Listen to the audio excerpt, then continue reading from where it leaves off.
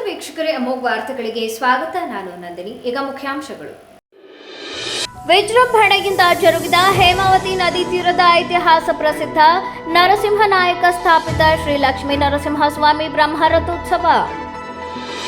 ದೇವಸ್ಥಾನದ ಸಂಪ್ರದಾಯಗಳು ಎಲ್ಲರಿಗೂ ಒಂದೇ. 5 ಬಾರಿ ಶಾಸಕರಾಗಿ ಮಂತ್ರಿಯಾಗಿ ಅನುಭವಿಸಿರುವವರು ಈ ರೀತಿ ನಡೆದುಕೊಳ್ಳುತ್ತಿರುವುದು ಸರಿಯಲ್ಲ. ದೈವಿಕ ಕಾರ್ಯಗಳಲ್ಲಿ ರಾಜಕೀಯ ಬೆರೆಸುವುದು ಶೋಭೆ ತರುವುದಿಲ್ಲ. ಸಂಸದ ಶ್ರೇಯಸ್ ಪಟೇಲ್ ಹೇಳಿಕೆ. ದಕ್ಷ ಇಂಜಿನಿಯರ್ ಕವಿತಾ ವಿರುದ್ಧ ಕಿರುಕುಳ ಆರೋಪ. ನಿಷ್ಪಕ್ಷಪಾತ ತನಿಖೆ ನಡೆಸಿ ಕ್ರಮ ಕೈಗೊಳ್ಳಲಿ ಡಾಕ್ಟರ್ ಸಾವಿತ್ರಿ ಆಗ್ರಹ. ವಾರ್ತೆಗಳ ವಿವರ. ಹೇಮಾವತಿ ನದಿ ತೀರದ ಇತಿಹಾಸ ಪ್ರಸಿದ್ಧ ನರಸಿಂಹನಾಯಕ ಸ್ಥಾಪಿತ ಶ್ರೀ ಲಕ್ಷ್ಮೀ ನರಸಿಂಹಸ್ವಾಮಿ ಬ್ರಹ್ಮ ರಥೋತ್ಸವವು ಮಂಗಳವಾರ ಸಾವಿರಾರು ಭಕ್ತರ ಸಮ್ಮುಖದಲ್ಲಿ ಅತ್ಯಂತ ವಿಜೃಂಭಣೆಯಿಂದ ನೆರವೇರಿತು. ವಿಶ್ವಾವಸು ನಾಮ ಸಂವತ್ಸರದ ಪಾಲ್ಗುಣ ಮಾಸದ ಪೂರ್ಣಿಮೆಯ ಶುಭ ದಿನದಂದು ಮುಂಜಾನೆಯಿಂದಲೇ ದೇವಸ್ಥಾನದಲ್ಲಿ ವಿಶೇಷ ಪೂಜಾ ಕೈಂಕರ್ಯಗಳು ನಡೆದವು. ಮೂಲ ವಿಗ್ರಹಕ್ಕೆ ಚಿನ್ನಾಭರಣ ಹಾಗೂ ಪುಷ್ಪಾಲಂಕಾರ ಮಾಡಲಾಗಿತ್ತು. ಬೆಳಿಗ್ಗೆ 8:12ರಿಂದ 8:53 ಮೀನ ಲಗ್ನದಲ್ಲಿ ರಥೋತ್ಸವಕ್ಕೆ ಚಾಲನೆ ನೀಡಲಾಯಿತು. ಹೂವಿನ ಅಲಂಕಾರದೊಂದಿಗೆ ಕಂಗೊಳಿಸುತ್ತಿದ್ದ ಭವ್ಯ ರಥವನ್ನು ವೇದ ಘೋಷಗಳ ನಡುವೆ ಭಕ್ತರು ರಾಜಬೀದಿಯಲ್ಲಿ ಎಳೆದರು.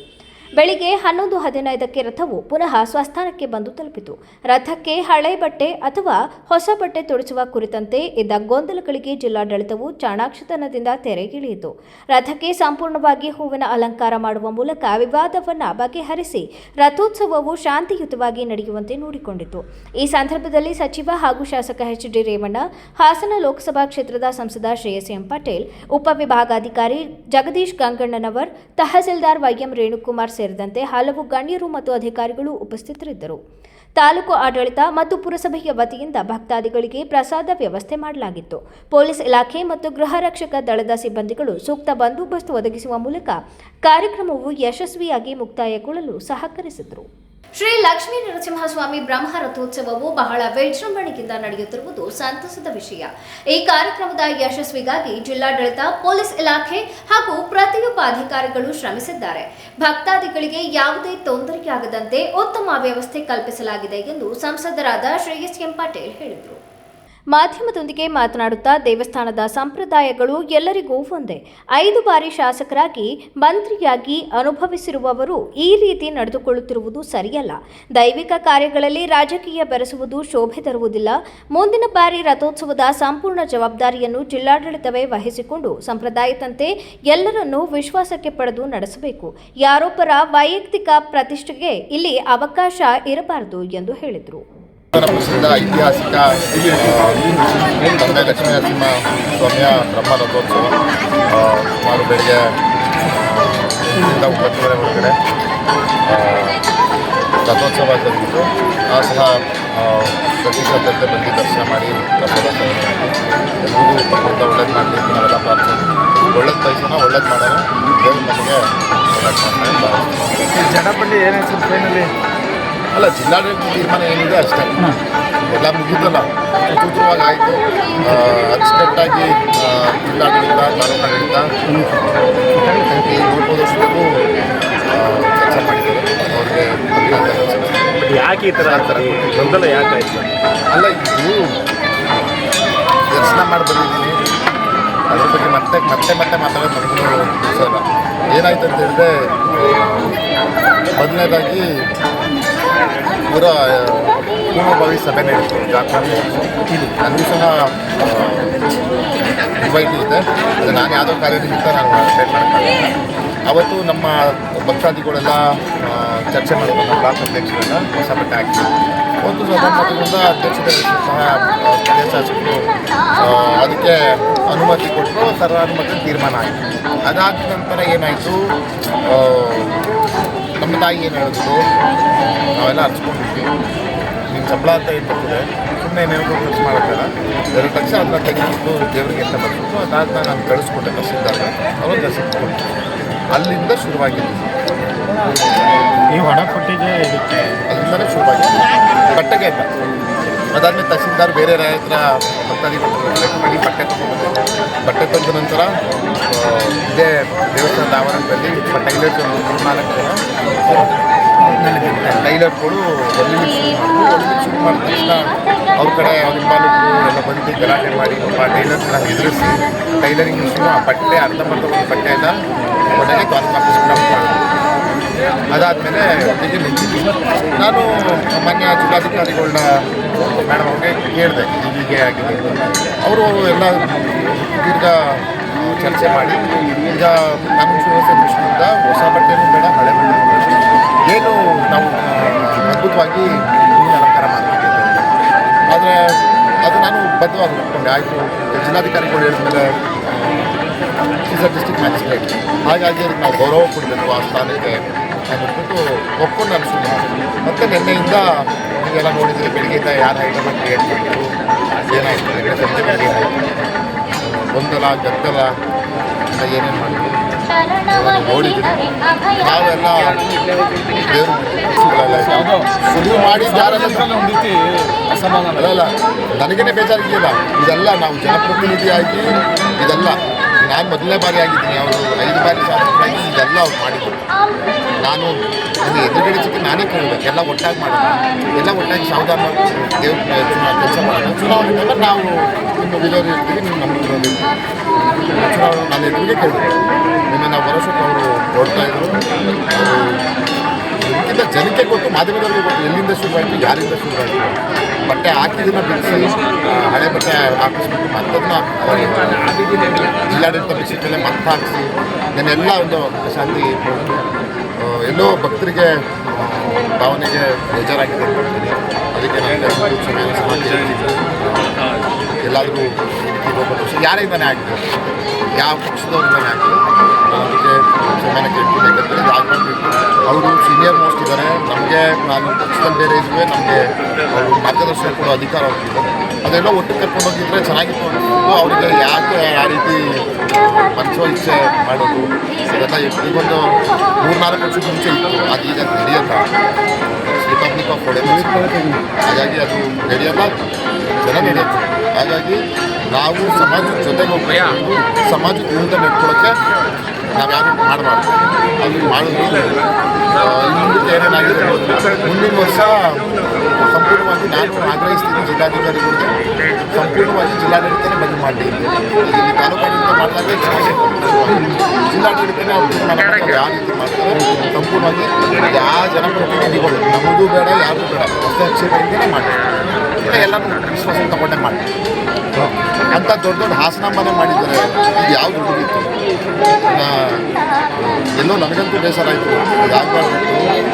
ಮಹಾನಗರ ಪಾಲಿಕೆಯ ಎಂಜಿನಿಯರ್ ಕವಿತಾರವರ ಮೇಲೆ ಉಂಟಾಗಿರುವ ವಿವಾದ ಹಾಗೂ ಕಿರುಕುಳದ ಆರೋಪಗಳು ನಗರದಲ್ಲಿ ಚರ್ಚೆಗೆ ಗ್ರಾಸವಾಗಿದ್ದು, ಸೂಕ್ತ ತನಿಖೆ ನಡೆಸಿ ಕ್ರಮ ಕೈಗೊಳ್ಳುವಂತೆ ಪ್ರಸೂತಿ ಸ್ತ್ರೀ ರೋಗ ತಜ್ಞೆ ಡಾಕ್ಟರ್ ಸಾವಿತ್ರಿ ಆಗ್ರಹಿಸಿದರು. ಅವರು ನಮಗೆ ಹಲವಾರು ವರ್ಷಗಳಿಂದ ಅವರ ಕಾರ್ಯವೈಖರಿಯನ್ನು ನೋಡ್ಕೊಳ್ತಾ ಬಂದಿರೋರು ನಾವು. ಸೊ ಒಬ್ಬ ದಕ್ಷ ಪ್ರಾಮಾಣಿಕ ಅಧಿಕಾರಿಯಾಗಿ ಅವರು ಕಾರ್ಯನಿರ್ವಹಣೆ ಮಾಡ್ತಾ ಇದ್ದಾರೆ. ಅದು ಎಲ್ಲ ಸಾರ್ವಜನಿಕರು ಕೂಡ ಗೊತ್ತಿರುವಂಥ ವಿಷಯವೇ. ಆದರೆ ಈಗ ನಮ್ಮ ಹಾಸನ ನಗರ ಸಭೆ ಈಗ ಉನ್ನತ ಇದಕ್ಕೆ ಹೋಗಿ ಮಹಾನಗರ ಪಾಲಿಕೆ ಆಗಿರೋದ್ರಿಂದ ಹೆಚ್ಚಿನ ಜವಾಬ್ದಾರಿ ಇದೆ ಮಹಾನಗರ ಪಾಲಿಕೆಗೆ. ಹಾಗಾಗಿ ಅವರಿಗೆ ಹೆಚ್ಚಿನ ಜವಾಬ್ದಾರಿನ ವಹಿಸಿದಾಗ ದಕ್ಷವಾಗಿ ನಮ್ಮ ಹಾಸನ ನಗರದಲ್ಲಿ ಅನೇಕ ಬದಲಾವಣೆಗಳನ್ನು ತಂದಿದ್ದಾರೆ. ಅವೆಲ್ಲದೂ ಕೂಡ ನಿಮ್ಮೆಲ್ಲರಿಗೂ ಗೊತ್ತಿದೆ. ಆದರೆ ಈಗ ಏನಾಗ್ತಿದೆ ಅಂತಂದರೆ, ಇಂತಹ ದಕ್ಷ ಪ್ರಾಮಾಣಿಕ ಅಧಿಕಾರಿಗಳ ವಿರುದ್ಧ ಈಗ ಕೆಲವೊಂದು ಆರೋಪಗಳು, ಪ್ರತಿಭಟನೆ ಇವುಗಳಿಂದ ಏನಾಗ್ತಿದೆ, ಆಕೆಯ ಮಾನಸಿಕವಾಗಿ ಆಕೆ ಕುಗ್ಗಿ ಹೋಗ್ತಾರೆ. ಹಾಗೆ ನಮಗೆ ಒಂದು ಆತಂಕ ಮೂಡ್ತಾ ಇದೆ, ಈ ಸಮಾಜದಲ್ಲಿ ಈ ಥರ ಬೆಳವಣಿಗೆಗಳು ನಡೆದರೆ ಖಂಡಿತವಾಗಿಯೂ ಮುಂದೆ ದಕ್ಷ ಅಧಿಕಾರಿಗಳು ಕಾಣೆಯಾಗ್ತಾರೆ, ಹಾಗೆ ಭ್ರಷ್ಟಾಚಾರನೇ ಮೇಲ್ಗೈ ಸಾಧಿಸುತ್ತೆ ಅಂಥೇಳಿ. ಸೊ ಇವುಗಳ ವಿರುದ್ಧ ಹಾಗೂ ಇದೊಂದು ಮಹಿಳಾ ಅಧಿಕಾರಿಯಾಗಿ ಅಷ್ಟೊಂದು ಒಂದು ಪ್ರಾಮಾಣಿಕವಾಗಿ ಮತ್ತು ಒಂದು ಅಧಿಕಾರಿಯುತವಾಗಿ ನಮ್ಮ ನಗರವನ್ನು ಮಹಾನಗರ ಪಾಲಿಕೆಯನ್ನು ಚೆನ್ನಾಗಿ ಇದು ಮಾಡಬೇಕು ಅನ್ನೋ ದೃಷ್ಟಿಯಲ್ಲಿ ಕೆಲಸ ಮಾಡ್ತಿರೋಂಥ ವ್ಯಕ್ತಿಗಳ ಮೇಲೆ ಅನೇಕ ಆರೋಪಗಳು ಮತ್ತು ಆಕೆಯ ಒಂದು ಉತ್ಸಾಹ ಅಥವಾ ಅವಳ ಒಂದು ಕಾರ್ಯಕ್ಷಮತೆಯನ್ನು ಕುಗ್ಗಿಸೋ ರೀತಿಯಲ್ಲಿ ನಡೀತಾ ಇರುವಂಥ ಇದುಗಳನ್ನು ನಾವು ಖಂಡಿತ ಖಂಡಿಸ್ತೀವಿ. ಹಾಗೆ ಇದು ಹೀಗೆ ಮುಂದುವರೆದ್ರೆ ಖಂಡಿತ ಭ್ರಷ್ಟಾಚಾರ ಮೇಲ್ಗೈ ಪಡೆಯುತ್ತೆ. ಸೊ ಇವುಗಳ ವಿರುದ್ಧ ಹೋರಾಡ್ತೀವಿ. ಅಕಸ್ಮಾತ್ ಆಕೆಯ ಒಂದು ಕಾರ್ಯವೈಖರಿಯಲ್ಲಿ ಏನಾದ್ರು ತಪ್ಪಿದ್ರೆ ಅದು ಕಾನೂನುಬದ್ಧವಾಗಿ ಅವರು ತನಿಖೆ ಮಾಡಲಿ, ವಿರುದ್ಧ ಕ್ರಮ ತೆಗೆದುಕೊಳ್ಳಿ. ಅದ್ರ ಬದಲು ಆ ವ್ಯಕ್ತಿ ಅಂದರೆ ಒಬ್ಬ ಸರ್ಕಾರಿ ನೌಕರ ಮಾಡ್ತಾ ಇರೋವಂಥ ಮಹಿಳೆ ತಾನು ಕೆಲಸ ಮಾಡ್ತಾ ಇರಬೇಕಾದ್ರೆ ಏಕಾಏಕಿ ಆಕೆ ಕಚೇರಿಗೆ ನುಗ್ಗಿಬಿಟ್ಟು ಅವಳ ಮೇಲೆ ಇಲ್ಲ ಸಲ್ಲದ ಆರೋಪಗಳನ್ನು ಹಾಕಿ ಒಂದು ಏರು ಧ್ವನಿಯಲ್ಲಿ ಒಬ್ಬ ಮಹಿಳೆಯ ಮೇಲೆ ಮಾತಾಡೋದು ಕೂಡ ಮಹಿಳಾ ದೌರ್ಜನ್ಯ ಆಗುತ್ತೆ. ಸೊ ಇವುಗಳನ್ನು ನಾವೆಲ್ಲರೂ ಕೂಡ ಖಂಡಿಸ್ತೀವಿ. ಇದು ಮುಂದುವರಿಬಾರ್ದು, ಆಕೆಗೆ ನ್ಯಾಯ ಸಿಗಬೇಕು, ಹಾಗೆ ಸರಿಯಾದ ತನಿಖೆ ನಡೆಸಿ. ಪತ್ರಿಕಾಗೋಷ್ಠಿಯಲ್ಲಿ ವೈದ್ಯರಾದ ಡಾಕ್ಟರ್ ಭಾರತಿ ರಾಜಶೇಖರ್, ಡಾಕ್ಟರ್ ಧನಲಕ್ಷ್ಮಿ, ಸಮಾಜ ಸೇವಕಿ ಕೆಟಿ ಜಯಶ್ರೀ, ಕಲಾವತಿ ಮಧುಸೂದನ್, ವಕೀಲರಾದ ಗಿರಿಜಾಂಬಿಕಾ, ಕಿಶೋರ್ ಇತರರು ಉಪಸ್ಥಿತರಿದ್ದರು. ರಾಜ್ಯದಲ್ಲಿನ ಅನುಸೂಚಿತ ಉದ್ದಿಮೆಗಳಲ್ಲಿ ಕೆಲಸ ನಿರ್ವಹಿಸುತ್ತಿರುವ ಲಕ್ಷಾಂತರ ಕಾರ್ಮಿಕರಿಗೆ ಅನ್ವಯವಾಗುವ ಕನಿಷ್ಠ ವೇತನದ ಅಂತಿಮ ಅಧಿಸೂಚನೆಯನ್ನು ತಕ್ಷಣ ಪ್ರಕಟಿಸಬೇಕು ಎಂದು ಒತ್ತಾಯಿಸಿ ಕಾರ್ಮಿಕ ಸಂಘಟನೆಗಳು ರಾಜ್ಯ ಸರ್ಕಾರದ ವಿರುದ್ಧ ಸಿಐಟಿಯು ನೇತೃತ್ವದಲ್ಲಿ ತೀವ್ರ ಆಕ್ರೋಶ ವ್ಯಕ್ತಪಡಿಸಿದರು. ಇದೇ ವೇಳೆ ಸಿಐಟಿಯು ಜಿಲ್ಲಾಧ್ಯಕ್ಷ ಧರ್ಮೇಶ್ ಮಾತನಾಡಿ, ರಾಜ್ಯ ಸರ್ಕಾರವು ಏಪ್ರಿಲ್ 2025ರಲ್ಲಿ ಕನಿಷ್ಠ ವೇತನದ ಕರಡು ಅಧಿಸೂಚನೆಯನ್ನು ಪ್ರಕಟಿಸಿತ್ತು. ಈ ಕರಡು ಕುರಿತು ಕಾರ್ಮಿಕ ಸಂಘಟನೆಗಳು, ಮಾಲೀಕರ ಸಂಘಟನೆಗಳು ಹಾಗೂ ಇತರ ಹಿತಾಸಕ್ತಿ ಪಕ್ಷಗಳು ತಮ್ಮ ಆಕ್ಷೇಪಣೆಗಳು ಮತ್ತು ಸಲಹೆಗಳನ್ನು ಸಲ್ಲಿಸಿವೆ. ನಂತರ ಕನಿಷ್ಠ ವೇತನ ಸಲಹಾ ಮಂಡಳಿಯು 2 ಸುತ್ತಿನ ಚರ್ಚೆಗಳನ್ನು ನಡೆಸಿ 2025ರ ಆಗಸ್ಟ್ ತಿಂಗಳಿನಲ್ಲಿ ತನ್ನ ಶಿಫಾರಸುಗಳನ್ನು ಸರ್ಕಾರಕ್ಕೆ ಸಲ್ಲಿಸಿದೆ. ಆದಾಗ್ಯೂ ಹಲವು ತಿಂಗಳುಗಳು ಕಳೆದರೂ ಅಂತಿಮ ಅಧಿಸೂಚನೆ ಪ್ರಕಟವಾಗದಿರುವುದು ಕಾರ್ಮಿಕರಲ್ಲಿ ನಿರಾಶೆ ಮೂಡಿಸಿದೆ. 7 ವರ್ಷಗಳಿಂದ ಕನಿಷ್ಠ ವೇತನ ಪರಿಷ್ಕರಣೆ ಆಗದೆ ಉಳಿದಿರುವುದು ಗಂಭೀರ ವಿಚಾರವಾಗಿದೆ. ಇಂದಿನ ಹೆಚ್ಚಿದ ಗ್ರಾಹಕ ಬೆಲೆ ಸೂಚ್ಯಂಕ, ಮನೆ ಬಾಡಿಗೆ, ವಿದ್ಯುತ್, ಸಾರಿಗೆ, ಶಿಕ್ಷಣ ಹಾಗೂ ಆರೋಗ್ಯ ವೆಚ್ಚಗಳನ್ನು ಗಮನಿಸಿದರೆ ಹಾಲಿ ವೇತನ ವ್ಯವಸ್ಥೆ ಕಾರ್ಮಿಕರ ಜೀವನೋಪಾಯಕ್ಕೆ ಸಾಕಾಗುತ್ತಿಲ್ಲ ಎಂಬುದು ಸಂಘಟನೆಗಳ ಅಭಿಪ್ರಾಯವಾಗಿದೆ.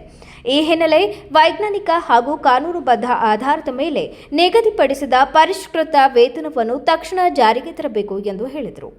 ಇವತ್ತು ಕರ್ನಾಟಕದ ರಾಜ್ಯಾದ್ಯಂತ centre of Indian trade unions Karnataka ಸಮಿತಿ ಸಿಐಟಿ ರಾಜ್ಯ ಸಮಿತಿಯ ಕರೆ ಭಾಗವಾಗಿ ಎಲ್ಲ ಜಿಲ್ಲಾ ಕೇಂದ್ರಗಳಲ್ಲಿ ಕಾರ್ಮಿಕ ಸಂಘಗಳು ಅಂದರೆ ಸಿಐಟಿಯುನ ಸಂಯೋಜನೆಗೊಂಡಿರತಕ್ಕಂಥ ಕಾರ್ಮಿಕ ಸಂಘಗಳು ಕಾರ್ಮಿಕ ಸಂಹಿತೆಗಳಿಗೆ ಆಕ್ಷೇಪಣೆಗಳನ್ನು ನಾವು ಸಾಮೂಹಿಕವಾಗಿ ಸಲ್ಲಿಸ್ತಾ ಇದ್ದೇವೆ. ಅಂದರೆ ಈಗಾಗಲೇ ಕೇಂದ್ರ ಸರ್ಕಾರ ಈಗಾಗಲೇ 4 ಕಾರ್ಮಿಕ ಸಂಹಿತೆಗಳನ್ನು ಜಾರಿ ಮಾಡಿ ಅಧಿಸೂಚನೆ ಹೊರಡಿಸಿದೆ. ಈ ಸಂಹಿತೆಗಳು ರಾಜ್ಯಗಳಲ್ಲಿ ಜಾರಿಯಾಗಬೇಕು ಅಂದರೆ ಇದು ಸಮವರ್ತಿ ಪಟ್ಟಿ ಬರೋದರಿಂದ ಕರ್ನಾಟಕದ ಪ್ರತಿ ರಾಜ್ಯ ಸರ್ಕಾರಗಳು ನಿಯಮಾವಳಿಗಳನ್ನು ರಚಿಸಬೇಕು. ನಿಯಮಾವಳಿಗಳನ್ನು ರಚಿಸಿದ್ರೆ ಮಾತ್ರ ಜಾರಿಯಾಗುತ್ತೆ. ಈಗಾಗಲೇ ಕೇರಳ ಸರ್ಕಾರ ಆ ಸಂಹಿತೆಗಳನ್ನು ವಿರೋಧಿಸಿ ನಾವು ನಿಯಮಾವಳಿ ರಚಿಸೋದೆಲ್ಲ ಪರ್ಯಾಯ ಕಾರ್ಮಿಕ ಸಂಹಿತೆಗಳು ಜಾರಿ ಮಾಡ್ತೀವಿ ಅಂತ ಹೇಳ್ತಾ ಇದೆ. ಆಗಲೇ ಅದು ತೀರ್ಮಾನ ಕೂಡ ತಗೊಂಡಿದೆ, ವಿಧಾನಸಭೆ ಅಧಿವೇಶನ ತೀರ್ಮಾನ ತಗೊಂಡಿದೆ, ಅದಕ್ಕಾಗಲೇ ಕಮಿಟಿ ಮಾಡಿ. ಆದರೆ ಕರ್ನಾಟಕ ಸರ್ಕಾರ ಅಲ್ಲಿ ಕೇಂದ್ರದಲ್ಲಿ ಸಂಹಿತೆಗಳನ್ನ ವಿರೋಧ ಪಕ್ಷವಾಗಿ. ಆದರೆ ಇಲ್ಲಿ ಕರ್ನಾಟಕದಲ್ಲಿ ಈಗಾಗಲೇ ನಿಯಮಾವಳಿಯನ್ನು ಜಾರಿ ಮಾಡಲಿಕ್ಕೆ ಕರಡು ನಿಯಮಾವಳಿ ರಚನೆ ಮಾಡಿ ಜಾರಿ ಮಾಡಿಬಿಟ್ಟಿದೆ ಆಗಲೇ. ಅದರ ಅರ್ಥ ಕರ್ನಾಟಕದಲ್ಲಿ ಕಾರ್ಮಿಕ ಸಂಹಿತೆಗಳನ್ನು ಅತ್ಯಂತ ಕಾರ್ಮಿಕ ವಿರೋಧಿಯಾಗಿರ್ತಕ್ಕಂಥ ಸಂಹಿತೆಗಳನ್ನು ಜಾರಿ ಮಾಡಲಿಕ್ಕೆ ರಾಜ್ಯ ಸರ್ಕಾರ ತಯಾರಾಗಿದೆ, ಕಾಂಗ್ರೆಸ್ ಸರ್ಕಾರ. ಸೊ ಆ ಕಾರಣಕ್ಕೆ ನಾವು ಮೊನ್ನೆ ಅಖಿಲ ಭಾರತ ಮುಷ್ಕರದಲ್ಲೂ ಕೂಡ ಬೇಡಿಕೆ ಇಟ್ಟು ಹೋರಾಟ ಮಾಡಿದ್ದೇವೆ. ಸೊ ಇವತ್ತು ನಮ್ಮ ಇವತ್ತಿನ ಹೋರಾಟ ಅಂತಂದರೆ ಏನು ರಾಜ್ಯ ಸರ್ಕಾರ ನಿಯಮಾವಳಿಗಳನ್ನು ಜಾರಿ ಮಾಡೋಕ್ಕೆ ಹೊರಟಿದೆ ಅದನ್ನ ತಡಿಬೇಕು. ಅದಕ್ಕೆ ನಾವು ಕಾರ್ಮಿಕರು ಸಾಮೂಹಿಕವಾಗಿ ಪ್ರತ್ಯೇಕವಾಗಿ ಸಂಘಗಳಿಂದ ಅಬ್ಜೆಕ್ಷನ್ ಫೈಲ್ ಮಾಡ್ತಾಯಿದ್ವಿ, ಆಕ್ಷೇಪಣೆ ಫೈಲ್ ಮಾಡ್ತಾಯಿದ್ವಿ. ಈ ಆಕ್ಷೇಪಣೆಗಳನ್ನ ಪರಿಗಣಿಸಿ ಪರ್ಯಾಯ ಸಂಹಿತೆಗಳನ್ನು ಕರ್ನಾಟಕ ಜಾರಿ ಮಾಡಬೇಕು.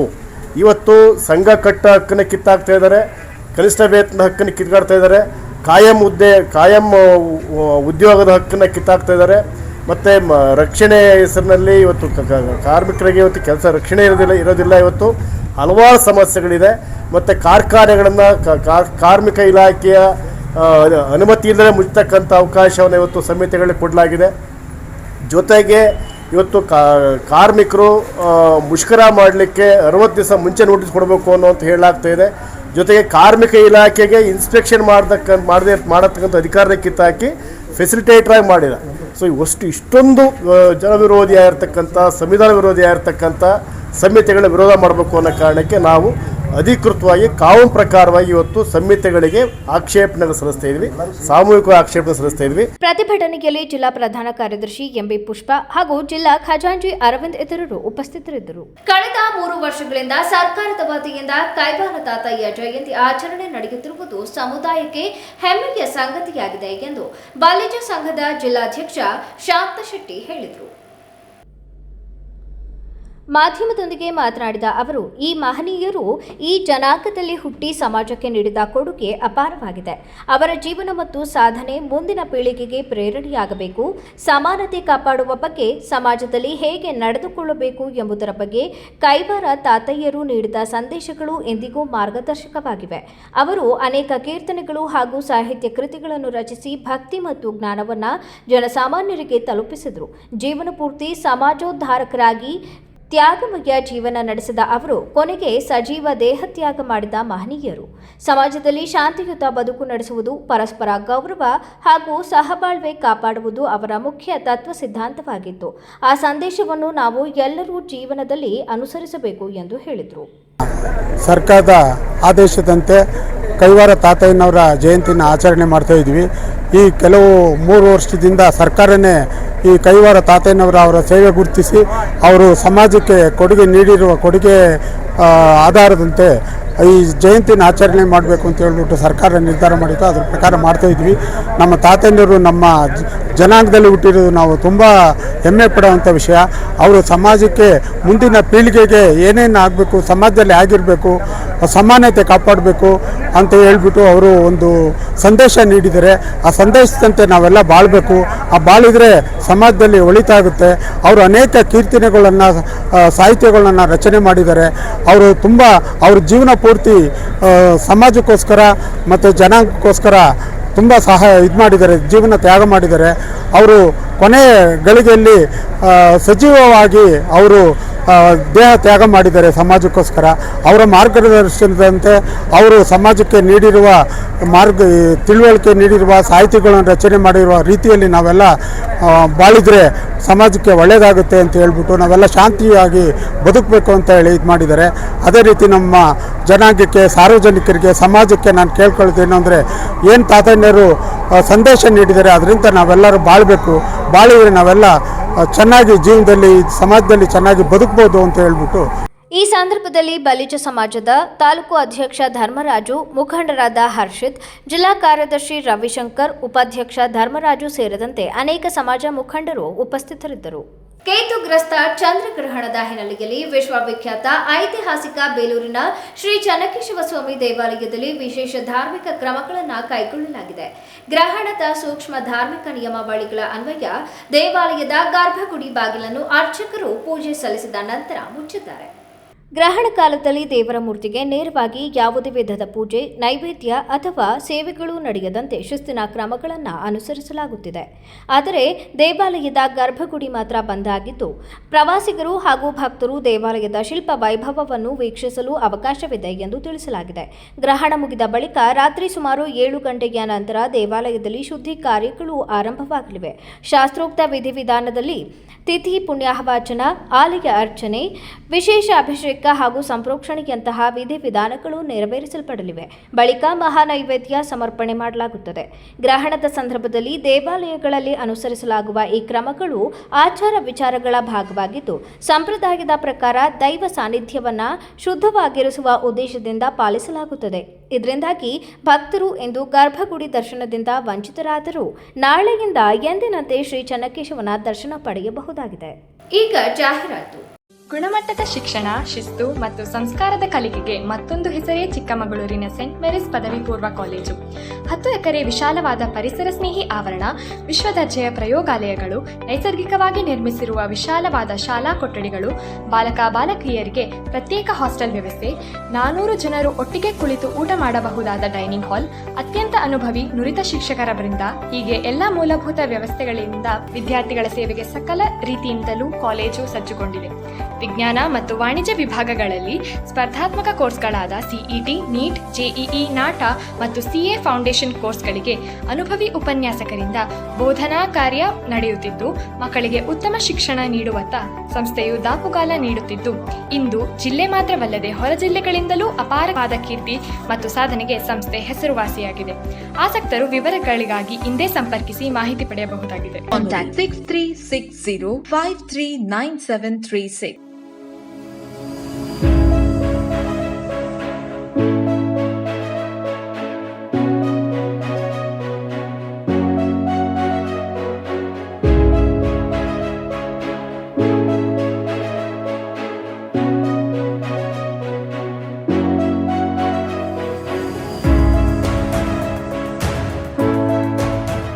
everyone, I'm Dhruva HP, I'm Kritika Tia, studying in class 12th of Bharat's PU Academy. We are proud to introduce Bharat's Academy, a newly established institution in science which is dedicated for excellence education in curricular and non-curricular activities. Hello everyone, myself Barira Kaunin.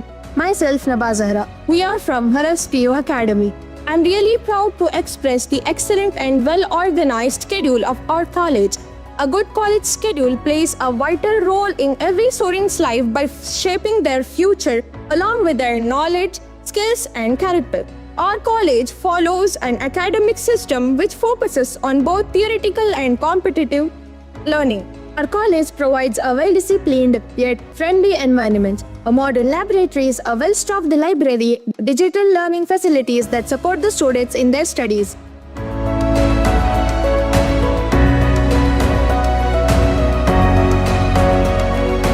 The Bharat PU Academy is founded by Mr. Bharat VS and the secretary Mrs. Netra Bharat and the principal of this college Mr. Murli RM.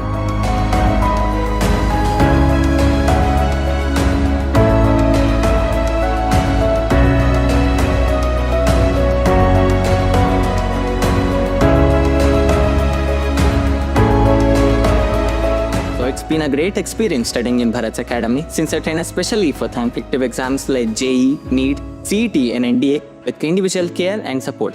Also, we are taught by highly qualified and experienced lecturers. ನಮಸ್ಕಾರ, ನಾನು ಭರತ್ ಅಂತ. So ನಮ್ಮದು ಭರತ್ಸ್ PU academy ಏನಿದೆ Hassan ಹಳ್ಳಿಕಟ್ಟೆ circle ಸಾಲ್ಗಮೆ ರಸ್ತೆನಲ್ಲಿ, ಇಲ್ಲಿ 2026-27ನೇ ಸಾಲಿನ admissions already open ಆಗಿದೆ. Complete competitive coaching college ಅಂತ ಹೇಳಿ ಹಾಸನದಲ್ಲಿ ಹೆಸರಾಗಿರುವಂಥ ನಮ್ಮ ಕಾಲೇಜಿನಲ್ಲಿ JEಗೆ ಸಪ್ರೇಟು, ನೀಟ್ಗೆ ಸಪ್ರೇಟು 2 ಬ್ಯಾಚ್ಗಳನ್ನು ನಾವು ಸ್ಟಾರ್ಟ್ ಮಾಡ್ತಾ ಇದ್ದೀವಿ. ಸೊ ಆದಷ್ಟು ಬೇಗ ಅಡ್ಮಿಷನ್ಸ್ ಎಲ್ಲ ಮುಗೀತಾ ಇದೆ.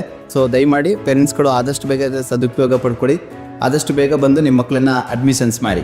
ಸೊ ಭರತ್ಸ್ ಅಕಾಡೆಮಿ ಹೊಸದಾಗಿ ಭರತ್ಸ್ ಅಕಾಡೆಮಿ ನಿಮ್ಮ ಮುಂದೆ ಬಂದಿದೆ. ಹಳ್ಳಿಕಟ್ಟಿ ವೃತ್ತ, ಸಾಲ್ಗಾಮಿ ರಸ್ತೆ, ಹಾಸನ. ಭರತ್ಸ್ ಅಕಾಡೆಮಿ.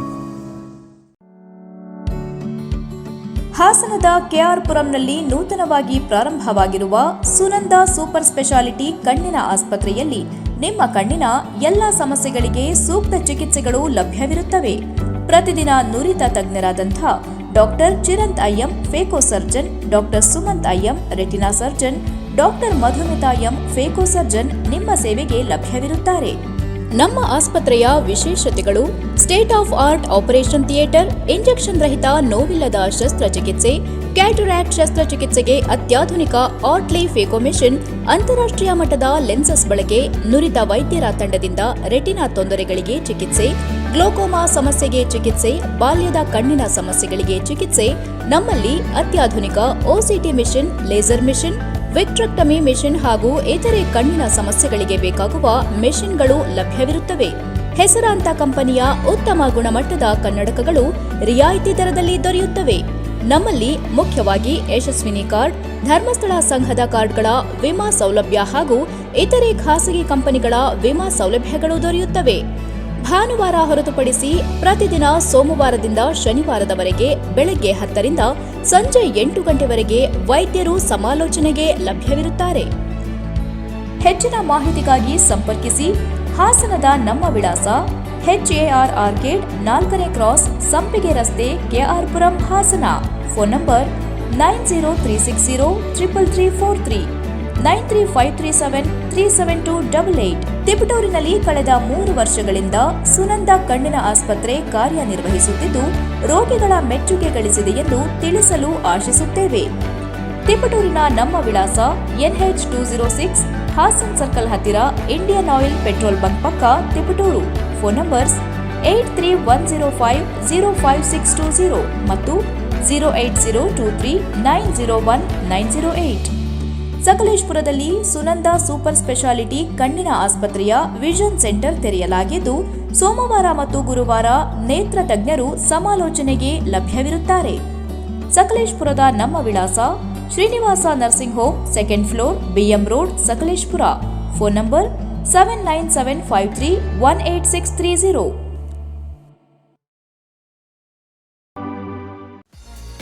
ಅಧ್ಯಯನ ಪದವಿ ಪೂರ್ವ ಕಾಲೇಜು ಹಾಸನ.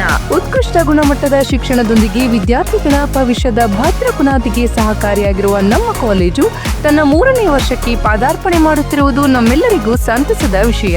ಅಧ್ಯಯನ ಪದವಿ ಪೂರ್ವ ಕಾಲೇಜಿನಲ್ಲಿ ವಿಜ್ಞಾನ ವಿಭಾಗದಲ್ಲಿ PCMB, PCMC ಮಾತ್ರವಲ್ಲದೆ ವಾಣಿಜ್ಯ ವಿಭಾಗದಲ್ಲಿ CEBA ಕೋರ್ಸ್ಗಳು ಸಹ ಲಭ್ಯವಿದೆ. ವಿದ್ಯಾರ್ಥಿಗಳ ಸರ್ವತೋಮುಖ ಶಿಕ್ಷಣದ ಅಭಿವೃದ್ಧಿಗಾಗಿ ಮೂಲ ಶಿಕ್ಷಣದೊಂದಿಗೆ KCET, NEET, JEE ಕೋರ್ಸ್ಗಳ ಜೊತೆಗೆ ಸಾಫ್ಟ್ವೇರ್ ಡೆವಲಪ್ಮೆಂಟ್, ಬ್ಯಾಂಕಿಂಗ್ ಕೋರ್ಸ್ಗಳು ಹಾಗೂ CA ಫೌಂಡೇಶನ್ ತರಬೇತಿಯನ್ನ ನೀಡಲಾಗುವುದು. ಜೊತೆಗೆ ಕಲೆ, ನಾಟಕ, ಕ್ರೀಡೆ, ಸ್ಕೌಟ್ಸ್ ಅಂಡ್ ಗೈಡ್ಸ್, ವ್ಯಕ್ತಿತ್ವ ವಿಕಸನ, ಸಂಸ್ಕೃತಿಗಳ ಆಚರಣೆ, ರಸ್ತೆ ಸುರಕ್ಷತಾ ಕಾರ್ಯಕ್ರಮ, ಮಹಿಳಾ ಸಬಲೀಕರಣ, ಕಣ್ಣು ಮತ್ತು ಆರೋಗ್ಯ ತಪಾಸಣಾ ಶಿಬಿರಗಳು, ಗಿಡ ನೆಡುವ ಕಾರ್ಯಕ್ರಮಗಳು ಹಾಗೂ ಸೈಬರ್ ಕ್ರೈಮ್ ಜಾಗೃತಿಯಂತಹ ವಿವಿಧ ಕಾರ್ಯಕ್ರಮಗಳನ್ನು ಹಮ್ಮಿಕೊಂಡಿದ್ದೇವೆ. ಅತ್ಯುತ್ತಮ ಅಂಕಗಳನ್ನು ಗಳಿಸಿದ ವಿದ್ಯಾರ್ಥಿಗಳಿಗೆ ಸ್ಕಾಲರ್ಶಿಪ್ ಕೂಡ ಲಭ್ಯವಿದೆ. ನುರಿತ ಉಪನ್ಯಾಸಕರು ಹಾಗೂ ಸುಸಜ್ಜಿತ ಲ್ಯಾಬ್ಗಳನ್ನು ಒಳಗೊಂಡಿರುವ ನಮ್ಮ ಅಧ್ಯಯನ ಪದವಿ ಪೂರ್ವ ಕಾಲೇಜಿನಲ್ಲಿ ವಿದ್ಯಾರ್ಥಿಗಳಿಗೆ ಪ್ರತ್ಯೇಕವಾದ ಹಾಸ್ಟೆಲ್ನ ವ್ಯವಸ್ಥೆ ಕೂಡ ಲಭ್ಯವಿದೆ. 2026-27ನೇ ಶೈಕ್ಷಣಿಕ ಸಾಲಿಗೆ ದಾಖಲಾತಿಗಳು ಪ್ರಾರಂಭವಾಗಿದ್ದು, ವಿದ್ಯಾರ್ಥಿಗಳ ಉಜ್ವಲ ಭವಿಷ್ಯದ ಕನಸಿನ ಮೊದಲ ಹೆಜ್ಜೆ ನಮ್ಮ ಅಧ್ಯಯನ ಪದವಿ ಪೂರ್ವ ಕಾಲೇಜು. ದಾಖಲಾತಿಗಾಗಿ ಹಿಂದೆ ಸಂಪರ್ಕಿಸಿ. ಅಧ್ಯಯನ ಪದವಿ ಪೂರ್ವ ಕಾಲೇಜು, ವಿದ್ಯಾನಗರ, ಹಾಸನ. ಕಾಂಟ್ಯಾಕ್ಟ್ 9019526599. ಯಾವತ್ತು ಮರೆಯಲ್ಲ. ನಾನು ಚಿಕ್ಕವನಾಗಿದ್ದಾಗ ಹುಟ್ಟದಬ್ಬ ಅಂದ್ರೆ ಚಾಕ್ಲೇಟ್. ಜೊತೆಯಾಗಿದ್ದರೆ ಎಲ್ಲರೂ ಸಿಹಿಯಾದ ಸಂಭ್ರಮ, ಖುಷಿ ಇದ್ದರೆ ಎಲ್ಲೆಲ್ಲೂ ಪ್ರತಿದಿನವೂ ಸಡಗರವು. ಕ್ಯಾಂಪ್ಕೋ ಚಾಕ್ಲೇಟ್ಸ್, ಸ್ಪ್ರೆಡಿಂಗ್ 100 ವರ್ಷಗಳು 100 ದಿನಗಳು ಮೇಕಿಂಗ್ ಶುಲ್ಕದಲ್ಲಿ 100% ರಿಯಾಯಿತಿ. Bhima legacy fest 100 days offer. ಚಿನ್ನ, ಬೆಳ್ಳಿ ಮತ್ತು ವಜ್ರದ ಮೇಲಿನ ಮೇಕಿಂಗ್ ಶುಲ್ಕದಲ್ಲಿ 100% ವರೆಗೆ ರಿಯಾಯಿತಿ ಪಡೆಯಿರಿ. ಮತ್ತು ಪ್ರತಿ 1 ಲಕ್ಷ ರೂಪಾಯಿ ಮೌಲ್ಯದ ವಜ್ರದ ಮೇಲೆ 24 ಕ್ಯಾರೆಟ್ ಚಿನ್ನದ ಬಾರ್ ಉಚಿತವಾಗಿ ಪಡೆಯಿರಿ. ಎಲ್ಲಾ ಭೀಮಾ ಮಳಿಗೆಗಳಲ್ಲಿ ಲಭ್ಯ. ಷರತ್ತುಗಳು ಅನ್ವಯ. ಗೋಮತಿ ಕಲ್ಯಾಣ ಮಂಟಪ 14 ವಸಂತಗಳನ್ನು ಪೂರೈಸಿ 15ನೇ ವರ್ಷಕ್ಕೆ ಪಾದಾರ್ಪಣೆ ಮಾಡುತ್ತಿರುವ ನಮ್ಮ ಗೋಮತಿ ಕಲ್ಯಾಣ ಮಂಟಪವನ್ನ ಹೊಚ್ಚ ಹೊಸ ರೂಪದಲ್ಲಿ ನಿಮ್ಮ ಮುಂದೆ ಪ್ರಸ್ತುತಪಡಿಸುತ್ತಿದ್ದೇವೆ. ಅತ್ಯಾಧುನಿಕವಾಗಿ ನವೀಕರಣಗೊಂಡ ಕಲ್ಯಾಣ ಮಂಟಪದಲ್ಲಿ 1200 ಜನರು ಕೂರಬಹುದಾದಂತಹ ಬ್ಯಾಂಕ್ವೆಟ್ ಹಾಲ್ ಹಾಗೂ 700 ಜನರು ಊಟ ಮಾಡಬಹುದಾದ ಡೈನಿಂಗ್ ಹಾಲ್ ಇದ್ದು, ಮದುವೆ, ಬೀಗರ ಔತಣ, ನಾಮಕರಣ ಮತ್ತು ಎಲ್ಲ ಶುಭ ಸಮಾರಂಭಗಳಿಗೆ ಸಸ್ಯಾಹಾರಿ ಮತ್ತು ಮಾಂಸಾಹಾರಿ ಔತಣಗಳಿಗೆ ಹಾಲ್ ಅನ್ನು ನೀಡಲಾಗುತ್ತದೆ. 4 ಎಕರೆಗೂ ಅಧಿಕ ಜಾಗದಲ್ಲಿ ವಾಹನಗಳಿಗೆ ಉತ್ತಮವಾದ ಪಾರ್ಕಿಂಗ್ ವ್ಯವಸ್ಥೆ ಸಹ ಲಭ್ಯವಿದೆ. ನಿಮ್ಮ ಕುಟುಂಬದ ಸುಂದರ ಕಾರ್ಯಕ್ರಮಗಳನ್ನು ಅತ್ಯುತ್ತಮ ಕ್ಷಣಗಳನ್ನಾಗಿ ಮಾರ್ಪಾಡಾಗಿಸಲು ಒಂದು ಒಳ್ಳೆಯ ಜಾಗ, ಅದುವೇ ನಮ್ಮ ಗೋಮತಿ ಕಲ್ಯಾಣ ಮಂಟಪ.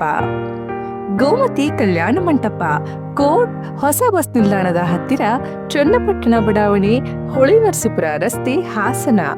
ಬುಕಿಂಗ್ ಹಾಗೂ ಹೆಚ್ಚಿನ ಮಾಹಿತಿಗಾಗಿ ಸಂಪರ್ಕಿಸಿ 9484272661 ಮತ್ತು 8970568666. ಮತ್ತೊಮ್ಮೆ ಅಮೋಘ ವಾರ್ತೆಗಳಿಗೆ ಸ್ವಾಗತ. ಪಟ್ಟಣದ ಕೋಟೆ ಭಾಗದಲ್ಲಿ ನೆಲೆಸಿರುವ ಶ್ರೀ ಲಕ್ಷ್ಮೀ ನರಸಿಂಹ ರಥೋತ್ಸವವು ಫಾಲ್ಗುಣಿ ಶುದ್ಧ ಪೂರ್ಣಿಮೆ ಪುಬ್ಬ ನಕ್ಷತ್ರದಲ್ಲಿ ಬ್ರಹ್ಮ ರಥೋತ್ಸವ ಜರುಗಿದೆ ಎಂದು ಅರ್ಚಕ ಶ್ರೀನಿವಾಸ ತಿಳಿಸಿದರು. ನಂತರ ಮಾತನಾಡಿದ ಅವರು, ಸ್ವಾಮಿಗಳ ರಥೋತ್ಸವವು ಪ್ರತಿ ವರ್ಷ ಮಾರ್ಚ್ ತಿಂಗಳ ಅಭಿಜನ್ ಲಗ್ನದಲ್ಲಿ ಮಧ್ಯಾಹ್ನ 12 ಗಂಟೆಗೆ ಜರುಗುತ್ತಿತ್ತು. ಆದರೆ ಪ್ರಸ್ತುತ ವರ್ಷದಲ್ಲಿ ಕೇತುಗ್ರಸ್ತ ಚಂದ್ರಗ್ರಹಣ ಇರುವುದರಿಂದ ಬೆಳಿಗ್ಗೆ ಫಾಲ್ಗುಣ ಶುದ್ಧ ಪೂರ್ಣಿಮೆ ಪುಬ್ಬ ನಕ್ಷತ್ರದಲ್ಲಿ ಸ್ವಾಮಿ ಅವರ ಬ್ರಹ್ಮ ರಥೋತ್ಸವ ಅದ್ದೂರಿಯಾಗಿ ಜರುಗಿದೆ ಎಂದು ಹೇಳಿದರು. ಶುದ್ಧ ಪೌರ್ಣಿಮೆ ಪುಬ್ಬ ನಕ್ಷತ್ರ ಅರಕಲಗೂಡಿನಲ್ಲಿ ಲಕ್ಷ್ಮೀ ನರಸಿಂಹಸ್ವಾಮಿಯವರ ಬ್ರಹ್ಮರಥೋತ್ಸವದ ಕಾರ್ಯಕ್ರಮ ನಡೀತಾ ಇದೆ. ಅರಕಲಗೂಡಿನ ಸುತ್ತಮುತ್ತಲ ಜನಗಳ ಸಹಕಾರದಿಂದ ಈ ಊರಿನಲ್ಲಿ ಪ್ರತಿ ವರ್ಷ ಮಾರ್ಚ್ ತಿಂಗಳಲ್ಲಿ ಈ ಬ್ರಹ್ಮರಥೋತ್ಸವ ನಡೆಯುತ್ತೆ. ಇದಕ್ಕೆ ಅನುಗುಣವಾಗಿ 7 ದಿವಸ ವೈಜ್ಞಾನಿಕ ಆಗಮಶಾಸ್ತ್ರ ಪ್ರಕಾರದಲ್ಲಿ ಪ್ರತಿನಿತ್ಯ ನಿತ್ಯೋತ್ಸವ, ಬಲಿಪ್ರದಾನ, ನಿತ್ಯ ಹೋಮ ಎಲ್ಲ ಕಾರ್ಯಕ್ರಮಗಳಾಗಿ ಇವತ್ತು ರಥೋತ್ಸವ ನಡೆದಿದೆ. ಸಂಜೆಗೆ ಸ್ವಾಮಿಯವರಿಗೆ ಶಾಂತೋತ್ಸವ ಆಗುತ್ತೆ. ದಿನ ನಾಳೆ ದಿವಸ ಮತ್ತೆ ಹೋಮ, ನಾಡಿದ್ದು ತೀರ್ಥ ಸ್ನಾನವಾಗುತ್ತೆ ಗುರುವಾರದ ದಿವಸ. ಹೀಗಾಗಿ ಒಳ್ಳೆ ಅರಕಲಗೂಡಿನಲ್ಲಿ ಅನಾದಿ ಕಾಲದಿಂದಲೂ ಸಹ ಲಕ್ಷ್ಮೀ ನರಸಿಂಹ ಸ್ವಾಮಿ ರಥೋತ್ಸವ ಈ ಜನಗಳ ಭಕ್ತ ಸಮ್ಮುಖದಲ್ಲಿ ಬಹಳ ಸಾರೋದ್ಧಾರವಾಗಿ ನಡ್ಕೊಂಡು ಬರ್ತಾ ಇರೋದು. 11:30ಗೆ ಅಭಿಜನ್ ಲಗ್ನದಲ್ಲಿ ರಥೋತ್ಸವ ಪ್ರಾರಂಭ ಆಗಿ ಮಧ್ಯಾಹ್ನ 2 ಗಂಟೆ 1 ಗಂಟೆ ಅಷ್ಟೊತ್ತಿಗೆ ಮುಗಿತಾ ಇತ್ತು. ಈ ವರ್ಷ ಕೇತುಗ್ರಸ್ತ ಚಂದ್ರಗ್ರಹಣ ಇರುವುದರಿಂದ ಬಹಳ ಬೇಗ ರಥಾರೋಹಣ ಆಗಿ ಬೇಗ ರಥವನ್ನು ಮುಗಿಸಿ ರಥ ನೆಲೆಗೆ ಬಂದು ನಿಂತ್ಕೊಂಡಿದೆ. ಇವತ್ತಿನ ವಿಶೇಷತೆ ಏನಂತಂದರೆ ಯಾರಿಗೂ ಸಹ ಅನ್ನ ಆಹಾರಗಳಲ್ಲಿ ವಿಶೇಷವಾದಂತಹ ಅವಕಾಶ ಇರೋದಿಲ್ಲ. ದೇವರ ಪ್ರಸಾದ ಏನನ್ನಾದರೂ ಲಘುವಾಗಿ ತಗೊಂಡು ಶರೀರಕ್ಕೆ ಎಷ್ಟು ಅವಶ್ಯಕತೆ ಇದೆಯೋ ಅಷ್ಟೇ ಮಾತ್ರ ತಗೊಳ್ಳುವಂಥ ಅವಕಾಶ ಇದ್ದು ಸಂಜೆ 7:30 7:45 ನಂತರ ಗ್ರಹಣ ಮುಗಿದ ಮೇಲೆ ಸ್ನಾನ ಸಂಧ್ಯಾ ವಂದನೆಗಳನ್ನು ಮಾಡಿ ಊಟ ಉಪಚಾರಗಳನ್ನು ಮಾಡಿಸುವ ಸಂಪ್ರದಾಯ. ಈ ಸಂದರ್ಭದಲ್ಲಿ ಮುಖಂಡರಾದ ನರಸೇಗೌಡ, ಹೂವಣ್ಣ, ರಮೇಶ್ ವಾಟಾಳ್, ಎಎಸ್ ಹಿರಣ್ಣಯ್ಯ, ಸರ್ಕಾರಿ ನೌಕರರ ಸಂಘದ ಅಧ್ಯಕ್ಷ ಪುಟ್ಟರಾಜ್, ಕಂದಾಯ ನಿರೀಕ್ಷಕ ಕೆಎಸ್ ಲೋಕೇಶ್, ಪಟ್ಟಣ ಪಂಚಾಯಿತಿ ಮುಖ್ಯಾಧಿಕಾರಿ ನಾಗೇಂದ್ರ ಕುಮಾರ್, ಬ್ರಾಹ್ಮಣ ಮಹಾಸಭಾ ಅಧ್ಯಕ್ಷ ಎಚ್ಆರ್ ನರಸಿಂಹಮೂರ್ತಿ, ಕಾರ್ಯದರ್ಶಿ ಜಿ ರಮೇಶ್ ಉಪಸ್ಥಿತರಿದ್ದರು. ಉದ್ಯಾನವನಗಳಲ್ಲಿ ಅಗತ್ಯ ಮೂಲಭೂತ ಸೌಲಭ್ಯ ಕಲ್ಪಿಸಿದಾಗ ಜನರ ಹೆಚ್ಚು ಆಕರ್ಷಿತರಾಗಿ ದೇಹವನ್ನು ದಂಡಿಸುವ ಮೂಲಕ ಆರೋಗ್ಯವನ್ನು ಸುಸ್ಥಿರದಲ್ಲಿಟ್ಟುಕೊಳ್ಳಲು ಸಹಾಯಕಾರಿಯಾಗುತ್ತದೆ ಎಂದು ಶಾಸಕ ಸಿಎನ್ ಬಾಲಕೃಷ್ಣ ಹೇಳಿದರು. ಪಟ್ಟಣ ವ್ಯಾಪ್ತಿಯ ಹೇಮಾವತಿ ಉದ್ಯಾನವನ, ಹೌಸಿಂಗ್ ಬೋರ್ಡ್, ವೆಂಕಟೇಶ್ವರ ಲೇಔಟ್ ಮತ್ತು ಪುನೀತ್ ರಾಜ್ಕುಮಾರ್ ಉದ್ಯಾನವನಗಳಲ್ಲಿ ಸಾರ್ವಜನಿಕರ ಅನುಕೂಲಕ್ಕಾಗಿ 1.8 ಕೋಟಿ ರೂಪಾಯಿ ವೆಚ್ಚದಲ್ಲಿ ಅಳವಡಿಸಲಾಗಿರುವ ಓಪನ್ ಜಿಮ್ ಅನ್ನು ಉದ್ಘಾಟಿಸಿ ಮಾತನಾಡಿದ ಅವರು, ದಿನನಿತ್ಯ ಉದ್ಯಾನವನಗಳಲ್ಲಿ ವಾಕಿಂಗ್ ನಡೆಸುವ ಸಾರ್ವಜನಿಕರಿಂದ ಓಪನ್ ಜಿಮ್ ಅಳವಡಿಸುವಂತೆ ಮನವಿ ಬಂದ ಹಿನ್ನೆಲೆಯಲ್ಲಿ ಬೇಡಿಕೆಗೆ ಅನುಗುಣವಾಗಿ ಮೊದಲ ಹಂತದಲ್ಲಿ 6 ಉದ್ಯಾನವನಗಳಿಗೆ ಓಪನ್ ಜಿಮ್ ಅಳವಡಿಸಲಾಗಿದೆ. ಎರಡನೇ ಹಂತದಲ್ಲಿ ಹೇಮಾವತಿ ನಾಲೆಯ ಎಡಭಾಗದಲ್ಲಿರುವ 4ನೇ ಉದ್ಯಾನವನವನ್ನು ಮಕ್ಕಳಿಗಷ್ಟೇ ಸೀಮಿತಗೊಳಿಸಿ ಅವರಿಗೆ ಅಗತ್ಯವಿರುವ ಆಟಿಕೆ ಉಪಕರಣಗಳನ್ನು ಅಳವಡಿಸಲಾಗುವುದು. ಇನ್ನೊಂದು ಉದ್ಯಾನವನದಲ್ಲಿ ಮಕ್ಕಳಿಗೆ ಸ್ಕೇಟಿಂಗ್ ತರಬೇತಿ ನಡೆಯುತ್ತಿದ್ದು ಪೋಷಕರ ಮನವಿ ಮೇರೆಗೆ ಸ್ಕೇಟಿಂಗ್ ರ್ಯಾಕ್ ಮಾಡಿಕೊಡಲಾಗಿದೆ ಎಂದು ಹೇಳಿದರು. ಇವತ್ತು ಸುಮಾರು ನಮ್ಮ ಚನ್ನರಾಯಪಟ್ಟಣ ಪುರಸಭೆ ವ್ಯಾಪ್ತಿಯಲ್ಲಿ ಬೇಡಿಕೆಗೆ ಅನುಗುಣವಾಗಿ 5 ಪಾರ್ಕ್ಗಳಲ್ಲಿ 6 ಪಾರ್ಕ್ಗಳಲ್ಲಿ ಈ ಒಂದು ಓಪನ್ ಜಿಮ್ಗೆ ಅವಕಾಶವನ್ನು ಮಾಡಿದ್ದೇವೆ. ಪ್ರಥಮ ಹಂತದಲ್ಲಿ ಇವತ್ತು ಉದ್ಘಾಟನೆಯನ್ನು ಮಾಡಿದ್ದೇವೆ. ತುಂಬ ಜನಕ್ಕೆ ಇದು ಉಪಯೋಗ ಕೂಡ ಆಗ್ತಾಯಿದೆ. ಇದ್ರ ಜೊತೆಯಲ್ಲಿ ಸ್ಕೇಟಿಂಗ್ನವರು ಕೂಡ ಹಿಂದೆ ಪಕ್ಕದ ಪಾರ್ಕ್ನಲ್ಲಿ ಅಲ್ಲಿಯ ಟೀಚರ್ಸು ಮತ್ತು ಮಕ್ಕಳು ಪೇರೆಂಟ್ಸ್ ಮನವಿ ಮಾಡಿದ್ದು ಅದನ್ನು ಕೂಡ ನೆಲಹಾಸನ್ನು ನೀಟಾಗಿ ಈಗಾಗಲೇ ಮಾಡಿಕೊಡ್ತಕ್ಕಂಥದ್ದಕ್ಕೆ ಅವಕಾಶವನ್ನು ನೀಡಲಾಗಿದೆ. ಇನ್ನೊಂದು ಪಾರ್ಕಿಗೂ ಕೂಡ ಮಕ್ಕಳಿಗೆ ಅವಕಾಶ ಆಗಬೇಕು ಅಂತ ಮುಂದೆ ಎಲ್ಲ ಮನವಿ ಮಾಡಿದ್ದಾರೆ. ಅದನ್ನು 2ನೇ ಹಂತದಲ್ಲಿ ಅದನ್ನು ಕೂಡ ಅವಕಾಶವನ್ನು ಮಾಡಿಕೊಡ್ತೀವಿ. ಇವತ್ತು ಬಹುಶಃ ಈಗಾಗಲೇ ನಮ್ಮ ಮನೆ ಪಕ್ಕದ ವೆಂಕಟೇಶ್ವರದಲ್ಲಿ ಉಪಯೋಗಿಸ್ತಾ ಇರೋದೊಂದು ಉದ್ಘಾಟನೆಯನ್ನು ಬಹುಶಃ 2 ದಿವಸದಲ್ಲಿ ಅದನ್ನು ಕೂಡ ಮಾಡಿಕೊಡೋದಕ್ಕೆ ಹೌಸಿಂಗ್ ಬೋರ್ಡ್ ಇರ್ಬೋದು, ಪುನೀತ್ ರಾಜ್ಕುಮಾರ್ ಉದ್ಯಾನವನ, ಆಮೇಲೆ ಹೇಮಾವತಿ, ಒಟ್ಟು 6 ಪಾರ್ಕ್ಗಳಲ್ಲಿ ಅವಕಾಶವನ್ನು ವಿಶೇಷವಾಗಿ ಕಲ್ಪಿಸಲಾಗಿದೆ. ಆಮೇಲೆ ಎದುರುಗಡೆ ಪಾರ್ಕ್ನಲ್ಲಿ ಯೋಗ ಮಾಡ್ತಕ್ಕಂಥ ಒಂದು ಇದಕ್ಕೂ ಕೂಡ ಹೇಮಾವತಿಯಿಂದ ಪ್ರತ್ಯೇಕವಾಗಿ ಶೆಲ್ಟರ್ನ ನಿರ್ಮಾಣ ಮಾಡಲಿಕ್ಕೂ ಕೂಡ ಅವಕಾಶವನ್ನು ಮಾಡಿಕೊಟ್ಟಿದ್ದೇವೆ. ಯಾಕಂದರೆ ದಿನನಿತ್ಯ ಪ್ರತಿಯೊಬ್ಬರಿಗೂ ಒಂದು ಆ ಉದ್ಯಾನವನದಲ್ಲಿ ಬೇಕಾದಂಥ ಮೂಲಭೂತ ಸೌಲಭ್ಯಗಳನ್ನು ಒದಗಿಸಿದಾಗ ಇನ್ನೂ ಹೆಚ್ಚಿನ ಜನರು ಆಕರ್ಷಣೆಯಾಗಿ ಒಂದು ದೇಹವನ್ನು ಮನಸ್ಸನ್ನು ಸಮಸ್ಥಿತಿಯಲ್ಲಿ ಇಟ್ಕೊಳ್ತಕ್ಕಂಥದ್ದಕ್ಕೆ ಈ ಚಟುವಟಿಕೆಗಳು ಸಹಕಾರಿಯಾಗ್ತದೆ ಅಂತ ಕೂಡ ನಾನು ಈ ಸಂದರ್ಭದಲ್ಲಿ ಹೇಳ್ತಾ, ಇತ್ತೀಚಿನ ದಿನಮಾನಗಳಲ್ಲಿ ಹೃದ್ರೋಗಕ್ಕೆ ಸಂಬಂಧಿಸಿದ ಸಮಸ್ಯೆಗಳು ಜಾಸ್ತಿ ಆಗ್ತಿರುವಂಥ ಹಿನ್ನೆಲೆಯಲ್ಲಿ ಈ ವೇಳೆ ಪುರಸಭೆ ಮಾಜಿ ಅಧ್ಯಕ್ಷರುಗಳಾದ ಮೋಹನ್ ಕುಮಾರ್, ಕೆಜೆ ಸುರೇಶ್, ನವೀನ್, ಟಿಎಪಿಸಿಎಂಎಸ್ ನಿರ್ದೇಶಕರುಗಳಾದ ಅನಿಲ್ ಕುಮಾರ್, ಕುಂಬಾರಹಳ್ಳಿ ರಮೇಶ್, ಮುಖಂಡರಾದ ತಮ್ಮಯ್ಯ, ರಮೇಶ್, ರಾಮಕೃಷ್ಣ, ಪುಟ್ಟರಾಜು, ಪುರಸಭಾ ಮುಖ್ಯಾಧಿಕಾರಿ ಆರ್ ಯತೀಶ್ ಕುಮಾರ್ ಸೇರಿ ಇತರರು ಹಾಜರಿದ್ದರು. ಕರ್ನಾಟಕ ರಾಜ್ಯ ಮಹಿಳಾ ದೌರ್ಜನ್ಯ ವಿರೋಧಿ ಒಕ್ಕೂಟ ಹಾಸನ ಜಿಲ್ಲೆ ಘಟಕದ ವತಿಯಿಂದ ಮಾರ್ಚ್ 7 ಮತ್ತು 8ರಂದು ಅಂತಾರಾಷ್ಟ್ರೀಯ ಮಹಿಳಾ ದಿನಾಚರಣೆಯನ್ನು ಅದ್ದೂರಿಯಾಗಿ ಆಚರಿಸಲು ಸಿದ್ಧತೆಗಳು ಪೂರ್ಣಗೊಂಡಿವೆ ಎಂದು ಸಮತಾ ಬಿಜಿಎಸ್ನ ಸಂಚಾಲಕಿ ಮಮತಾ ಶಿವು ಹೇಳಿದರು. ಕೆಲವೊಂದು ಬದಲಾವಣೆಗೆ ಅಲ್ಲಿ ಒಂದು ಬೇಸ್ಮೆಂಟ್ ಹಾಕ್ಕೊಟ್ಟಿದ್ದಾರೆ. ಈಗ 14ನೇ ಜಿಲ್ಲೆ ಅಂತ ಹೇಳಿ ಅವರು ಈಗ ಬಂದಿದ್ದಲ್ಲ, ಈಗಾಗಲೇ ಕಳೆದ 8 ತಿಂಗಳಿಂದನೂ ಕೂಡ ಕರ್ನಾಟಕ ರಾಜ್ಯ ಮಹಿಳಾ ದೌರ್ಜನ್ಯ ವಿರೋಧಿ ಹಾಸನ ಘಟಕದಿಂದ ಕಾರ್ಯಕ್ರಮಗಳು ನಡೀತಾ ಇದೆ. ಅರಿವಿನ ಪಯಣ ಅಂತ ಹೇಳಿ ಹದಿಹರಿಯದ ಮಕ್ಕಳನ್ನ ನಾವು ಗಮನದಲ್ಲಿಟ್ಕೊಂಡು ಅವ್ರದ್ದು ಬಾಲಗರ್ಭಿಣಿಯರಿರ್ಬೋದು, ಬಾಲ್ಯ ವಿವಾಹ ಆಗ್ತಾ ಇರುವಂಥದ್ದು ಇರ್ಬೋದು, ಅವರ ಸಮಸ್ಯೆಗಳನ್ನ ಒಳಗೊಂಡಂತೆ ಒಂದು ಕಿರು ಹೊತ್ತಿಗೆ ಅರಿವಿನ ಪಯಣ ಅಂತ ಹೇಳಿ ಒಂದು ಅವರಿಗೆ ಅರ್ಥವಾಗುವ ರೀತಿಯಲ್ಲಿ ಒಂದು ಪುಸ್ತಕ ಮಾಡಿ ಮತ್ತು ಅಲ್ಲಿ ಸಂಪನ್ಮೂಲ ವ್ಯಕ್ತಿಗಳಿಗೆ ನಾವು ತರಬೇತಿ ಕೊಟ್ಟು ಪ್ರತಿ ಶಾಲಾ ಮತ್ತು ಕಾಲೇಜು ಅಂದರೆ 18 ವರ್ಷದ ಒಳಗಿನ ಮಕ್ಕಳುಗಳಿಗೆ ಅರಿವಿನ ಪಯಣ ಅಂತ ಹೇಳಿ ಒಂದು ರೂಪಕ ಮತ್ತು ಹಾಡು ಅವ್ರ ಜೊತೆಗೆ ಸಂವಾದ ಮಾಡೋದ್ರ ಮೂಲಕ ಜಾಗೃತಿ ಮೂಡಿಸಿರುವಂಥದ್ದು.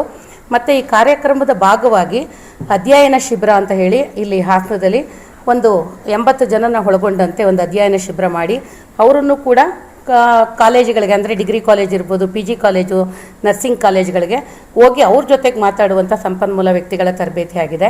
ಹಾಗಾಗಿ ಮಹಿಳೆ ಒಂದು ಎಲ್ಲರೂ ಕೂತ್ಕೊಂಡು ಮಾತಾಡುವಾಗ ಅಷ್ಟೇ ಅವಳ ಸಂಕಷ್ಟಗಳು ಹೊರಗಡೆ ಬರೋದು ಅಂತ ಹೇಳಿ ಕೌದಿ ಹೊಲಿಯುವಂಥ ಕಾರ್ಯಾಗಾರನೂ ಕೂಡ ಆಗಿದೆ. ಮಹಿಳೆಯೇ ಕೂತ್ಕೊಂಡು ಎಲ್ಲರೂ ಮಾತಾಡ್ತಾ ದಿನನಿತ್ಯ ನಡೀತಾ ಇರುವಂಥ ಶೋಷಣೆಗಳ ಬಗ್ಗೆ ಇರ್ಬೋದು, ಅವಳ ಮನಸ್ಸಲ್ಲಾಗುವಂಥ ತಲ್ಲಣಗಳ ಬಗ್ಗೆ ಅವಳು ವ್ಯಕ್ತಪಡಿಸ್ತಾ ಹೊರಗಡೆ ಕೌದಿ ಹೊಲಿಯುವಂಥ ತರಬೇತಿನೂ ಆಗಿದೆ. ಈಗ ಇದ್ರ ಹತ್ರ ಬಂದಿದ್ದೀವಿ ಇದಕ್ಕೆ ಮಹಿಳಾ ದಿನಾಚರಣೆಗೆ.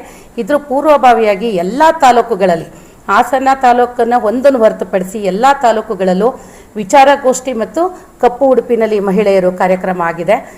ಇವತ್ತು ಬೇಲೂರು ತಾಲೂಕಿನಲ್ಲಿ ನಡೀತಾ ಇದೆ ಕಾರ್ಯಕ್ರಮ. ಸಂಜೆ 4 ಗಂಟೆಗೆ ವಿಚಾರಗೋಷ್ಠಿ ಮತ್ತು 6 ಗಂಟೆಗೆ ಕಪ್ಪು ಉಡುಪಿನಲ್ಲಿ ಮಹಿಳೆಯರು. 7ನೇ ತಾರೀಕು ನಡೀತಾ ಇರುವಂಥ ಹಕ್ಕೊತ್ತಾಯ ಜಾಥಾ ಏನಿದೆ ಅದಕ್ಕೆ ಉದ್ಘಾಟಕರಾಗಿ ತೀಸ್ತಾ ಸೆಟಲ್ವಾಡ್ ಅವರು ಬರ್ತಾ ಇದ್ದಾರೆ.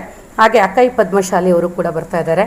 ಹಾಗಾಗಿ ಸ್ಥಳೀಯ ಮುಖಂಡರುಗಳೇನಿದ್ದಾರೆ ಅವ್ರ ಜೊತೆಗೂಡಿ ಉದ್ಘಾಟನೆ ಆಗುತ್ತೆ.